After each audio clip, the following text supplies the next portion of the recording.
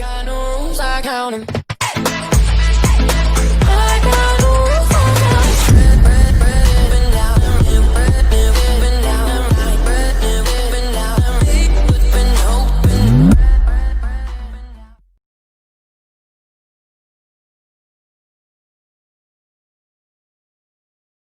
Hello बच्चों, कैसे हैं आप। आज हम पढ़ेंगे विभिन्न पोषक तत्व और उनके कार्य के बारे में, जो कि हमारी कक्षा 6 का पाठ 2 है और हमारे वीडियो का ये भाग 2। वीडियो के भाग 1 में हमने पोषक तत्वों और उनके स्रोत के बारे में जानकारी प्राप्त की थी। तो इस वीडियो के भाग 1 का लिंक आपको डिस्क्रिप्शन बॉक्स में मिल जाएगा। साथ ही बच्चों, यदि आप अपनी परीक्षा में इस विषय में अत्यधिक सफलता प्राप्त करना चाहते हैं तो उसके लिए आवश्यक क्या है, इस वीडियो को अंत तक देखना। और साथ में आज शुरू करते हैं अपना आज का विषय। सबसे पहले जानते हैं कौन से पोषक तत्व होते हैं। तो विभिन्न पोषक तत्व हैं, जैसे कार्बोहाइड्रेट्स, प्रोटीन, वसा, विटामिन, खनिज लवण और रुक्षांश। साथ ही जल भी एक पोषक तत्व है। तो सबसे पहले हम देखते हैं हमें ऊर्जा की आवश्यकता होती है। अपनी जैविक क्रियाएं जैसे पाचन, श्वसन, संवहन, उत्सर्जन के लिए तो शरीर ऊर्जा को इस्तेमाल करता ही है। साथ ही खेलने, कूदने, उठने, बैठने, चलने फिरने आदि क्रियाओं के लिए भी शरीर को ऊर्जा की आवश्यकता होती है। तो आप सोचते होंगे यह ऊर्जा हमें कहाँ से प्राप्त होती है। देखते हैं। ऊर्जा देने वाला भोजन यानी कार्बोहाइड्रेट्स और वसा।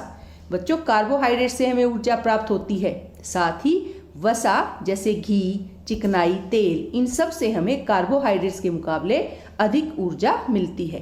क्योंकि कार्बोहाइड्रेट्स और वसा हमें ऊर्जा देते हैं, इसीलिए हम वसा और कार्बोहाइड्रेट को ऊर्जा देने वाला भोजन कहते हैं।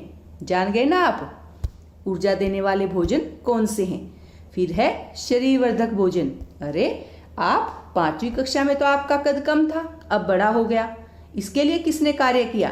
भाई, भोजन के अति आवश्यक घटक प्रोटीन ने, उसने हमारे शरीर को अत्यंत आवश्यक यानी शरीर की वृद्धि करने वाली शक्ति प्रदान की। क्योंकि प्रोटीन की आवश्यकता शरीर की वृद्धि तथा स्वस्थ रहने के लिए होती है, इसीलिए हम प्रोटीन को क्या कहते हैं, शरीर वर्धक भोजन। और ये हमें जिनसे प्राप्त होता है वो हम वीडियो 1 में जान सकते हैं। फिर है रक्षक भोजन यानी विटामिन। विटामिन विभिन्न प्रकार के रोगों से हमारे शरीर की रक्षा करते हैं। विटामिन हमारी आँख, अस्थियों, दांत और मसूड़ों को स्वस्थ रखने में भी सहायता करते हैं। इसीलिए विटामिन का हमारे भोजन में होना अत्यंत आवश्यक है, ताकि हमारी बीमारियों से रक्षा हो सके, है ना। फिर है खनिज लवण। वैसे तो खनिज लवण हमें अल्प मात्रा में चाहिए होते हैं, लेकिन अपने शरीर के उचित विकास तथा अच्छे स्वास्थ्य के लिए प्रत्येक खनिज लवण आवश्यक है, जो कि हमें चित्र में दिखाई दे रहे विभिन्न स्रोतों से प्राप्त होते हैं। तत्पश्चात हमारा अगला जो है वह है आहारी रेशे अथवा रुक्षांश। बच्चों, आहारी रेशे हमारे शरीर को कोई विशेष पोषक प्रदान नहीं करते, लेकिन यह हमारे भोजन का आवश्यक अवयव है और ये हमारे भोजन का आयतन बढ़ा देते हैं। रुक्षांश बिना पचे भोजन को बाहर निकालने हमारे शरीर की सहायता करते हैं, इसीलिए यह अत्यंत आवश्यक है। तो आहारी रेशे भी जरूरी हैं। फिर आता है जल। अब जल तो हमें बहुत सारे स्रोतों से मिलता है और जल भोजन में उपस्थित पोषकों को अवशोषित करने में हमारे शरीर की सहायता करता है। यह कुछ अपशिष्ट पदार्थों जैसे कि मूत्र तथा पसीने को शरीर से बाहर निकालने में भी हमारी मदद करता है।